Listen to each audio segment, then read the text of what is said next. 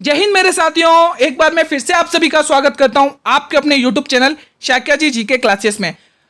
दोस्तों, मैं आशा करता हूं, उम्मीद करता हूं कि आप लोग बहुत ही अच्छे से अपनी तैयारी कर रहे होंगे आरपीएफ की, चाहे कांस्टेबल हो चाहे सब इंस्पेक्टर की। ठीक है, आप सभी को पता हमारी जीके चीएस की सीरीज चल ही रही है डेली। ठीक है, 53 क्लासेस कवर कर चुके हैं। आज ही हमारी मैथ और रीजनिंग की क्लास दूसरी है दोस्तों। ठीक है, मैथ और रीजनिंग की क्लास दूसरी है दोस्तों। ठीक है, जिसने पहली क्लास नहीं देखी वो जल्दी से देख ले, वीडियो के डिस्क्रिप्शन बॉक्स में लिंक दिया हुआ है दोस्तों। ठीक है, इस क्लास के अंदर दोस्तों अभी तक आरपीएफ चाहे एलपी ले लो चाहे आरपीएफ मतलब रेलवे में जितने भी क्वेश्चंस पूछे गए मैथ रीजनिंग के, वो क्वेश्चंस लेके आया हूं और हर एक क्वेश्चन ट्रिक और लॉजिक के साथ करूंगा।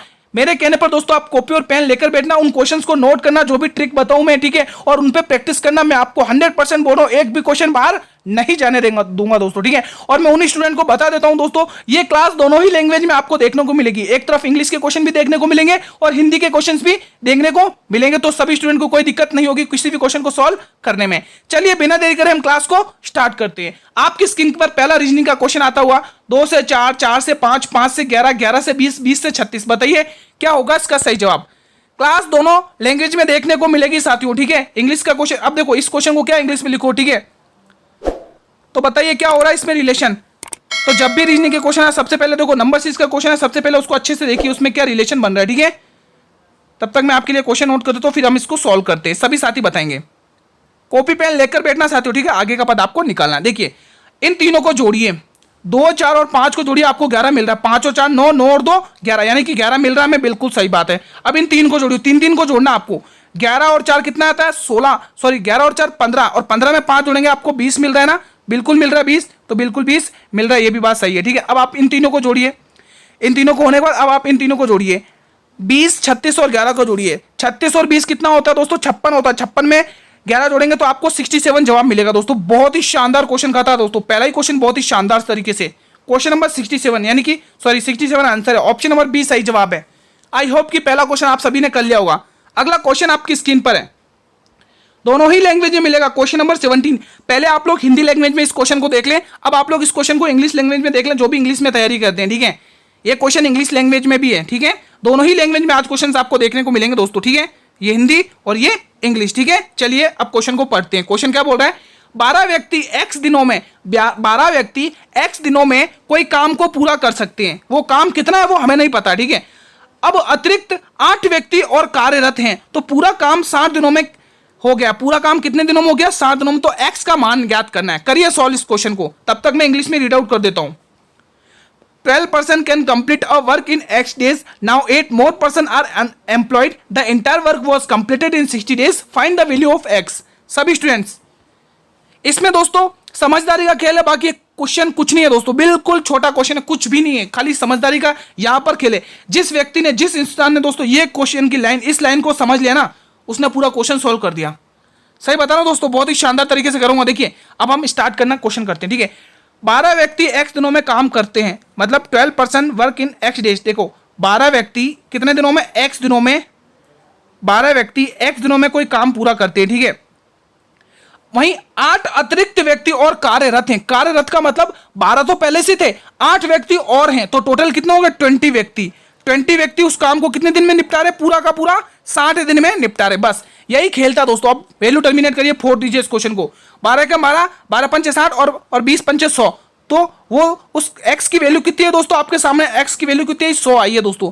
आई होप कि आप सभी ने इसको इजी तरीके से सॉल्व कर लिया होगा।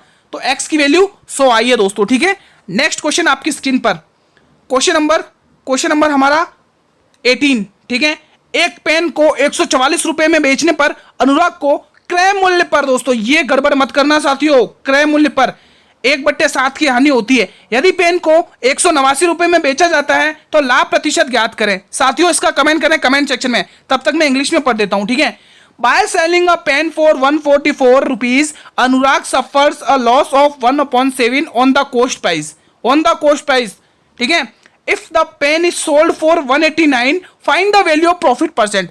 बहुत ही शानदार क्वेश्चन है, मजा आ जाएगा ऐसे क्वेश्चन को दोस्तों। बहुत ही शानदार ट्रिक से कराऊंगा, हर ट्रिक को आप नोट करिए, मैं गारंटी के साथ बोल रहा हूं आप एग्जाम में तबाही मचा कराएंगे दोस्तों। ठीक है, मैं तो रीजनिंग में देखिए दोस्तों हम कैसे सॉल्व करेंगे, आप सभी को पता हम इसको सॉल्व करते हैं। एक तरफ तो हमारा क्रय मूल्य होता है, बिल्कुल सही बात है, क्रय मूल्य को इंग्लिश में बोलते हैं कॉस्ट प्राइस, और अनदर साइड हमारा विक्रय मूल्य यानी कि सेलिंग प्राइस, ठीक है। आप ध्यान से समझना, मजा आएगा। सबसे पहले 1/7% की हानि, इसको उठाइए अलग से।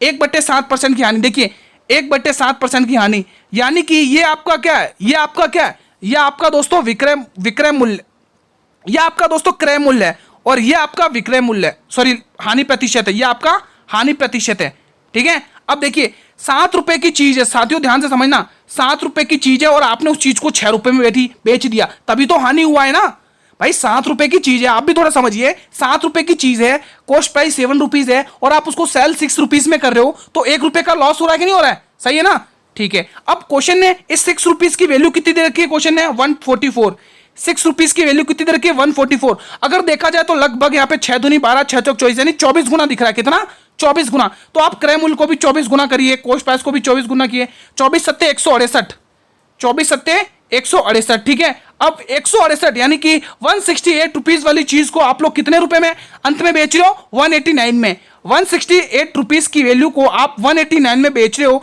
तो यहां से कितने का गैप दिख रहा है, 9, 8, 18, काउंट करिए, 1, यानी कि 21 रुपए का प्रॉफिट हो रहा है, 21 रुपए का प्रॉफिट। और आप सभी को पता है प्रॉफिट और लॉस हमेशा किस पे निकलता है, लाभ और हानि हमेशा क्रय मूल्य पर निकलता है। क्रय मूल्य कितना आपका 168 रुपीज है, कितना है 168 रुपीज, तो परसेंट में आपका कितना निकलेगा, चलिए ये सॉल्व कर दीजिए, आपका आंसर आपके सामने। तो 21 अट्ठे 168, और 8 को जब आप 100 से भाग देंगे तो आपके सामने आएगा 12.5% का लाभ है भाई, 12.5% का।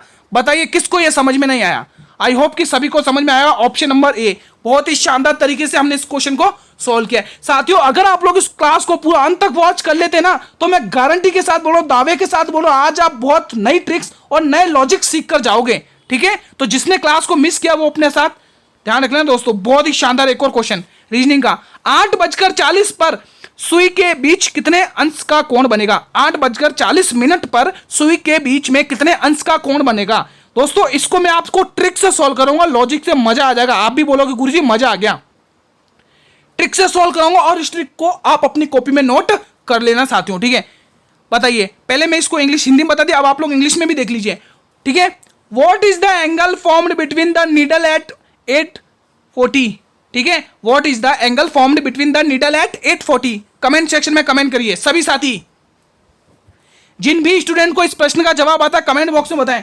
भाई आज क्लास को पूरा अंत तक वॉच करना है साथियों, एक भी स्टूडेंट क्लास को नहीं मिस करेगा, क्योंकि आज इंपॉर्टेंट क्वेश्चन है। और जो भी आरआरबी, एलपी हो, एएलपी हो, मतलब रेलवे में जितने भी एग्जाम होते हैं उन सभी में अभी तक जितने भी क्वेश्चन पूछे गए, मैं तो रीजनिंग से उनसे रिलेटेड क्वेश्चन लेके आऊं जो एग्जाम में आपके पूछे जाएंगे, ठीक है। तो क्लास को मिस नहीं करना, सभी इंपॉर्टेंट क्वेश्चन है। चलिए मैं इसको सॉल्व कराता हूं। वो क्या बोल रहा, 8:40 पर। दोस्तों इस क्वेश्चन के लिए दोस्तों मैं आपको एक ही फॉर्मूला बताऊंगा, आप उसको लगाइए। आपका कोई भी क्वेश्चन इस टाइप का हो, मैं गारंटी दे रहा हूं वो कभी गलत नहीं होगा, लिख लेना आप, ठीक है। इस टाइप से अगर कोई भी क्वेश्चन हो, ये फॉर्मूला लगाना 20H, इसका मतलब भी बताऊंगा, इसका मतलब क्या होता है M/2। देखो 8 को हम डिनोट करते घंटे से, 8 और हावर, ये 60 है, ये तो 60 का फॉर्मूला है, ठीक है। H को हम डिनोट करेंगे हावर से, M को डिनोट करेंगे हम मिनट से, ठीक है। अब वैल्यू पुट कर दो क्वेश्चन आपके कदमों में। देखो उसने क्या बोला, 8 घंटे यानी 8 घंटे 40 मिनट पर सुइयों के बीच कितने अंश का कोण बनेगा, ये क्वेश्चन बोल रहा है ना। 8 घंटे 40 मिनट पर, तो 8 तो आप यहाँ पे 60 तो आपका क्वेश्चन का आएगा, ठीक है। वैल्यू पुट करना है, 60 तो क्वेश्चन का, और हावर कितना दे रखा, 8 घंटे माइनस 11 क्वेश्चन का, और मिनट कितना दे रखा आपको 40। चलिए वैल्यू सोल्व करिए, आपके सामने आंसर, ठीक है। तो 8 छंग 48, ये कितना हो रहा साथियों, ये आपकी वैल्यू कितनी है, 8 छंग 48 यानी 480 माइनस और 11 चौक 44 यानी 440। जब आप 480 में से 444 माइनस करेंगे तो 40 आपका आंसर आएगा, 40/2। अब 2 से भाग करेंगे, आपका आंसर आएगा 20। वाह क्या तरीके से हमने सोल्व किया, मजा आ गया। कितने डिग्री का कोण बनेगा साथियों, 20। आप इस क्वेश्चन को इस ट्रिक से सोल्व करना, और किसी भी इसी टाइप से कोई भी क्वेश्चन हो इसी ट्रिक से सोल्व करना, आपका आसानी से बन जाएगा, ये मेरी गारंटी है। ट्राई कर लेना साथियों, ठीक है। अगला क्वेश्चन आपकी स्क्रीन पर है, क्वेश्चन नंबर 20। किसी सांकेतिक भाषा में सन को RTTVMO लिखा जाता है, तो उसी भाषा में JU जग को क्या लिखा जाएगा, IKTVFH। ये चारों ऑप्शन आपके लिए, ठीक है। कमेंट करिए, तब तक मैं इंग्लिश में पढ़ देता हूं क्वेश्चन, ठीक है। In a code language the sun is written as RTTVMO, then how will jug be written in that language? Fast जल्दी से करें इस क्वेश्चन को, बहुत ही शानदार क्वेश्चन है, मजा आ जाएगा। भाई मजा आ जाएगा इस क्वेश्चन को। देखो सन का कोड क्या दिया आपको, RTTVMO। कैसे बनाना ध्यान से समझिएगा। देखो पहले सन का आप एस उठाइए, यहां पे आपने एस उठाया, ठीक है। अब आप सभी को पता, देखो रीजनिंग अगर आप सॉल्व कर रहे हो तो रीजनिंग की बैकबोन क्या है दोस्तों, उनकी प्लेस वैल्यू सबसे पहले वो पता होनी चाहिए, ठीक है। सारे अल्फाबेट की आपको प्लेस वैल्यू पता होनी चाहिए कि वो कौन से किस पे नंबर पे आता है। आप सभी को पता है, गुरुजी हमें पता है कि एस तो 19 नंबर पर आता है।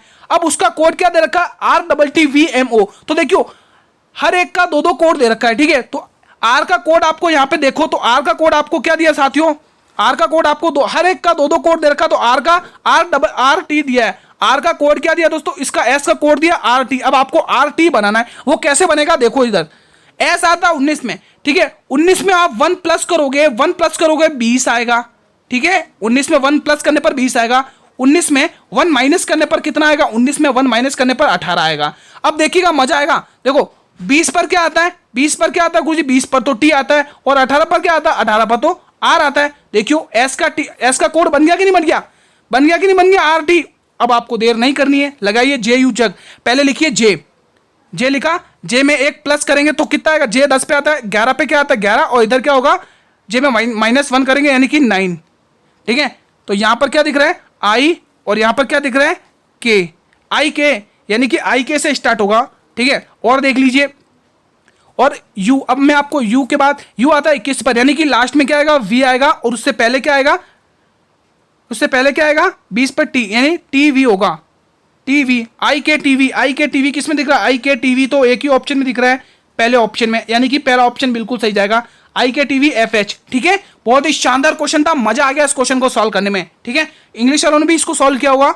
अगला क्वेश्चन आपकी स्क्रीन पर, क्वेश्चन नंबर 21, सभी साथी बताएंगे। जब एक संख्या 234 से विभाजित होती है तो क्षेत्रफल 36 बचता है, उस संख्या को 13 से विभाजित करने पर क्षेत्रफल क्या होगा। आज का बहुत ही शानदार क्वेश्चन, मजा आएगा, इसको सॉल्व करके बताओ। और दोस्तों इस क्वेश्चन को मैं इतनी इजी ट्रिक से बताऊंगा ना, आप भी बोलोगे गुरुजी मजा आ गया। सही बता रहा हूं दोस्तों, आप लोग हर ट्रिक को, हर लॉजिक को कॉपी पेन लेकर बैठे और ट्रिक वाली कॉपी में इसको लॉजिक को नोट करिए और उनसे क्वेश्चन लगाइए, आपके सारे क्वेश्चन बनेंगे, गारंटी के साथ बोल रहा हूं। आज ये मैं तो रीजनिंग की दूसरी क्लास है, इंग्लिश वाले देख लो इस क्वेश्चन को। When a number is divided by 234, then the area left is 36. What will be the area if the number is divided by 13? जल्दी से कमेंट सेक्शन में कमेंट करें इस प्रश्न का जवाब। चलिए हम इसको सॉल्व करते हैं, ध्यान से समझना, मजा आएगा। देखिए क्वेश्चन क्या बोल रहा है, जब एक संख्या वो हमारी कौन सी है, वो एक संख्या मान लो हमारी n है।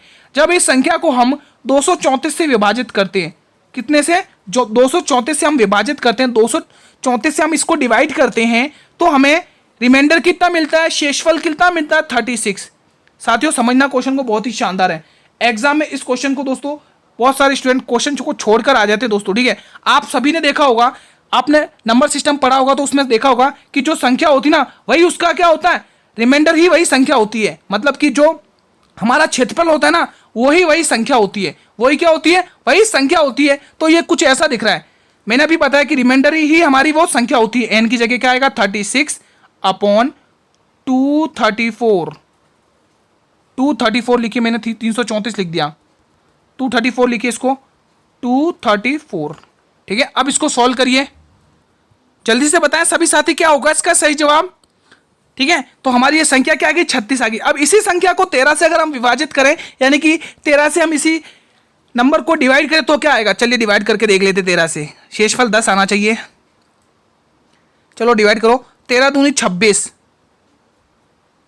6 में से 6 गया 0, 3 में से 2 गया 1, रिमाइंडर कितना आ रहा है, शेषफल कितना आ रहा है 10 आ रहा है।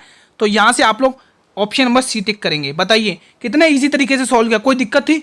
इस क्वेश्चन को खाली इतना समझना था कि वो जो संख्या होती है और जो रिमाइंडर होता है, यानी कि जो हमारा जो बचता है ना क्षेत्रफल, वही उसका क्या हो जाता है, वही वो संख्या हो जाती है। बस इतना ध्यान रखना और कुछ नहीं इस क्वेश्चन में। अगला क्वेश्चन आपकी स्क्रीन पर, एक संख्या का 75% दूसरी संख्या के 2/7 के बराबर है, पहले और दूसरी संख्या के बीच का अनुपात क्या है, बताइए। ये 4 ऑप्शन आपके सामने, कमेंट करिए। तब तक मैं इंग्लिश वालों के लिए क्वेश्चन पढ़ देता हूं। 75% of a number is equal to the 2/7 of another number. What is the ratio between the first and second number? जल्दी से कमेंट सेक्शन में कमेंट करें सभी साथी, क्या होगा इसका सही जवाब, जल्दी से बताइए।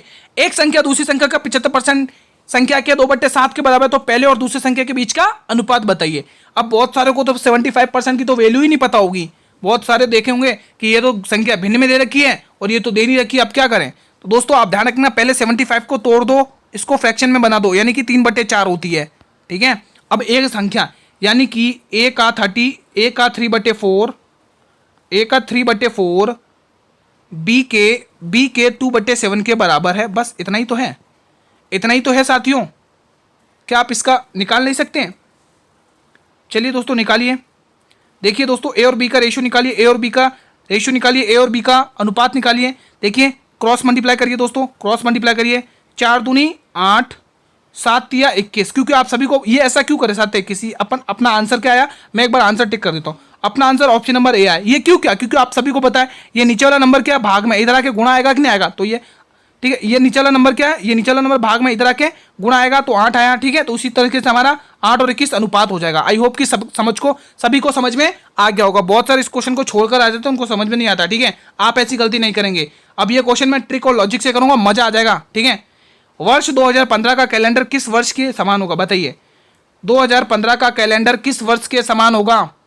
अब जो भी मैं यहां बताऊंगा उसको सभी के कॉपी में लिख लेना दोस्तों अच्छे से। ठीक है, और जब भी ऐसा क्वेश्चन आए तो एग्जाम में फोड़ देना।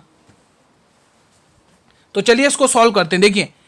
देखिए दोस्तों यहां पर एक साधारण वर्ष दे रखा है। अब ध्यान से सुनना, ये 2015 एक साधारण वर्ष है ना, तो हमेशा ध्यान रखना साधारण वर्ष का कैलेंडर साधारण वर्ष के समान होगा। ये बात लिख लो अच्छे से, साधारण वर्ष का कैलेंडर हमेशा साधारण वर्ष के समान होगा। ये बात अच्छे से ध्यान रख लो दिमाग में। ठीक है, क्योंकि एग्जाम में बहुत सारे क्वेश्चन के बच्चे इस क्वेश्चन को समझ में नहीं आता तो वो छोड़ देते, लेकिन आप इसको अच्छे से समझिएगा। ठीक है, पहले जो मैं बता रहा हूं उसको समझ लीजिए, फिर हम क्वेश्चन को सॉल्व करेंगे। मैंने क्या बोला कि साधारण वर्ष का कैलेंडर हमेशा साधारण वर्ष के समान होगा। ठीक है, मैंने ये बात बोली दोस्तों, आप इस बात को लिख लें। ठीक है, अब दोस्तों क्वेश्चन को सॉल्व करते हैं। ठीक है, कैसे करेंगे ध्यान से देखिएगा।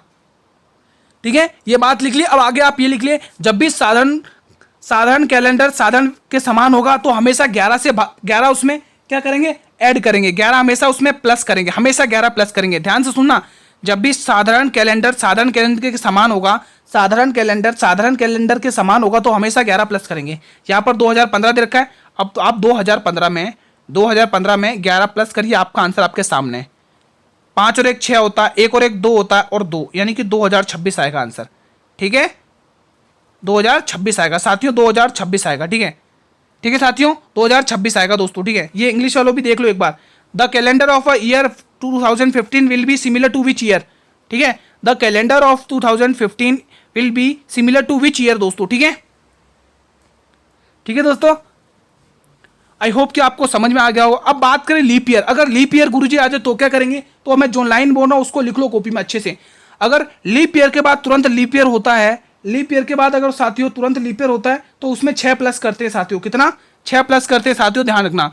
अगर लीप ईयर के बाद कोई तुरंत लीप ईयर होता है तो उसको हम 6 प्लस करते हैं। देखो कैसे, देखो जैसे हमने एक क्वेश्चन लिया 2009, समझना ध्यान से। जैसे मैंने एक नंबर लिया 2009, अब 2009 से पहले क्या आता है, 2008 आता है। समझना ध्यान से, 2008 आता। अब ये 2001 लीप ईयर है कि नहीं है, बताइए। तो लीप ईयर के बाद कोई भी तुरंत नंबर होता है तो उसमें हमेशा 6 प्लस करना है। तो 6 प्लस करेंगे तो इसका आंसर कितना आएगा, 2015। ठीक है, तो ये लीप ईयर की बात मैंने बता दी आपको। ठीक है, तो अब कंफ्यूज तो नहीं होंगे।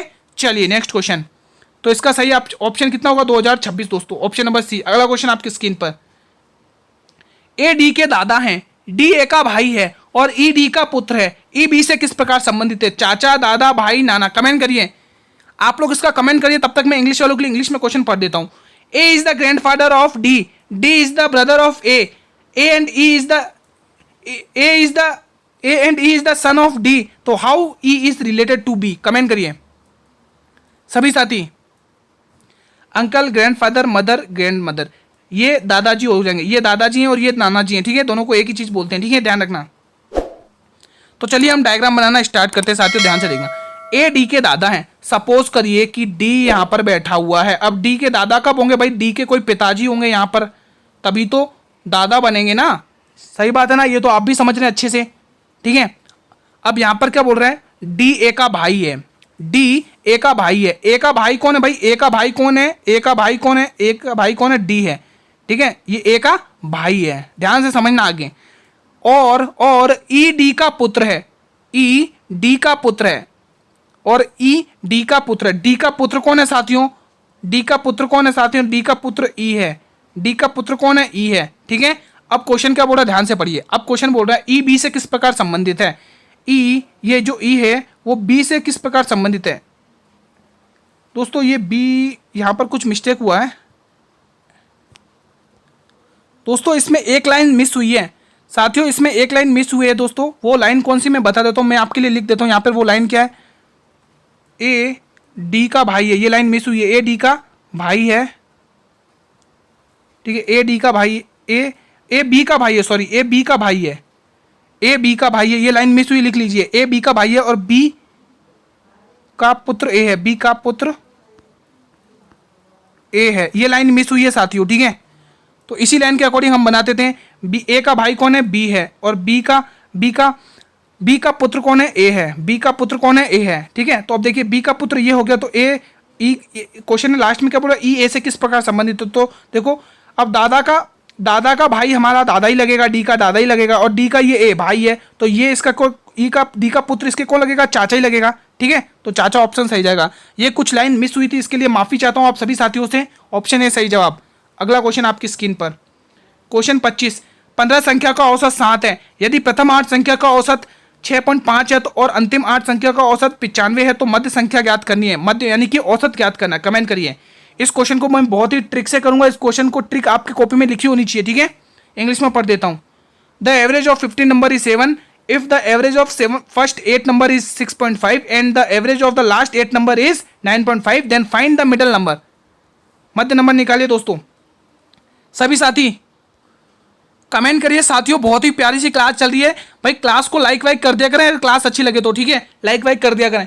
देखिए इसको क्वेश्चन को बहुत ही इजी ट्रिक से बताऊंगा। देखिए क्वेश्चन क्या बोल रहा है, 15 संख्या का औसत 7 है। यहां से मत पढ़िए, यहां से पढ़िए। देखो 15 संख्या का औसत 7 बताया है, प्रथम 8 संख्या का औसत 6.5 है और अंतिम 8 संख्या का औसत 9.5 है, तो मध्य संख्या ज्ञात करनी है। निकालिए निकालिए साथियों। चलिए क्वेश्चन को हम स्टार्ट करते हैं, कैसे करना। देखिए क्वेश्चन क्या बोल रहा है,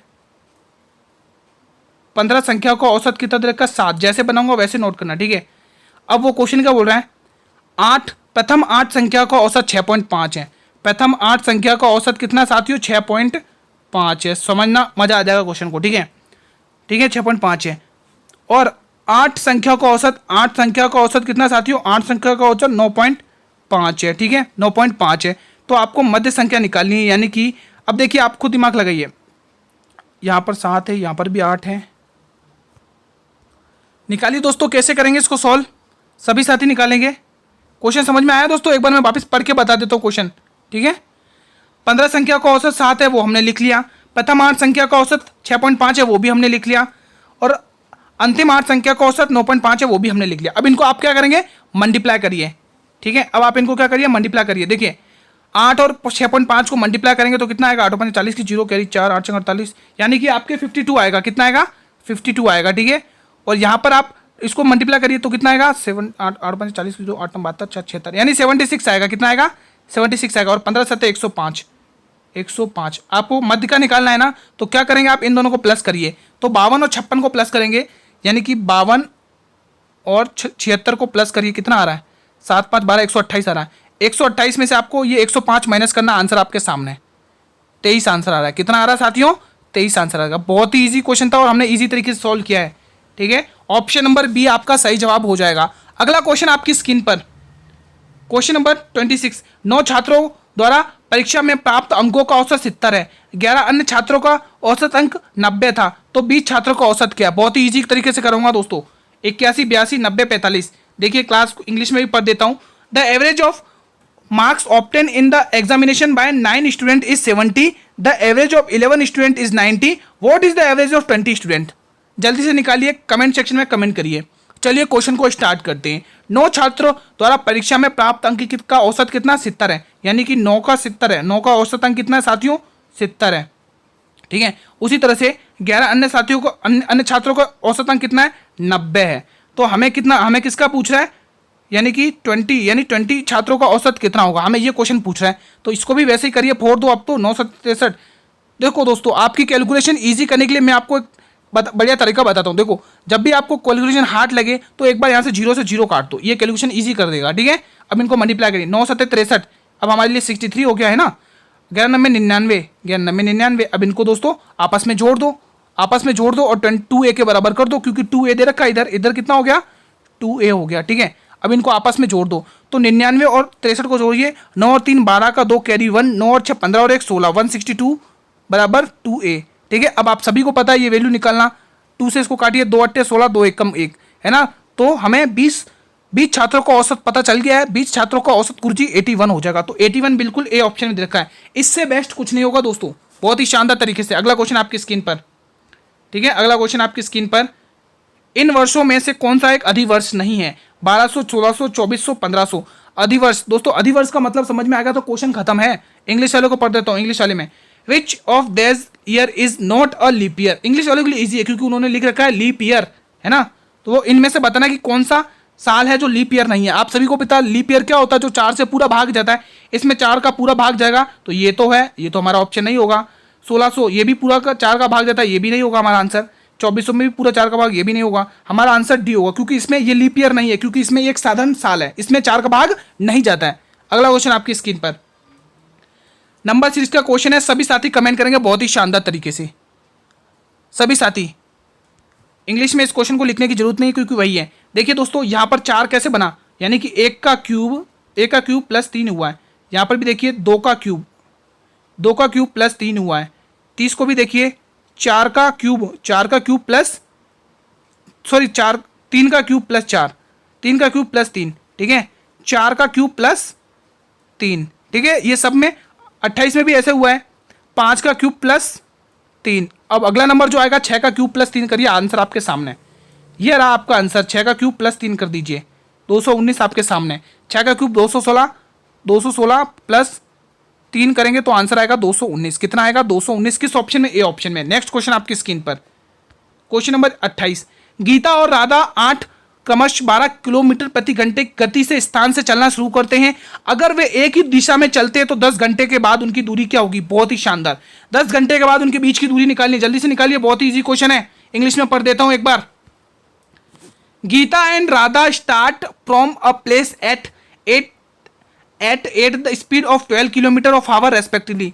if they walk in the same direction, they what will be the distance between them 10 after 10 hours, ठीक है। तो Geeta and Radha start from a place 8, ठीक है, at the speed of 12 kilometre, ठीक है, आपको ये बताना है, ठीक है, बताइए। चलिए क्वेश्चन को स्टार्ट करते हैं, ध्यान से समझना, मजा आएगा। देखिए आप, समझदारी का खेल है इस क्वेश्चन में। देखो राधा और गीता चल रही है 8 घंटे और राधा चल रही है 12 घंटे, ठीक है। क्वेश्चन को ध्यान से पढ़िए, 8 घंटे कौन चल रही है? गीता चल रही है। और राधा कितनी चल रही है? 12 घंटे चल रही है। एक स्थान से शुरू करते हैं, ठीक है, मान लो ये हमारा वो स्थान हो गया, यहां से दोनों जने चल रहे हैं, ठीक है। अगर वो एक ही दिशा में चलते हैं तो 10 घंटे के बाद उनके बीच की दूरी कितनी होगी? उसने बोला 10 घंटे के बाद, यानी कि वो दोनों जने 10 घंटे तो चले हैं ना। सही बात है गलत बात है? 10 घंटे तो चले हैं ना। तो आप क्या करेंगे, 8 को 10 से गुणा करेंगे तो आपको पता चलेगा कि गीता, ये गीता का बता रहा हूं, गीता कितने घंटे चली? 8, यानी कि 80 किलोमीटर चली 8 घंटे में।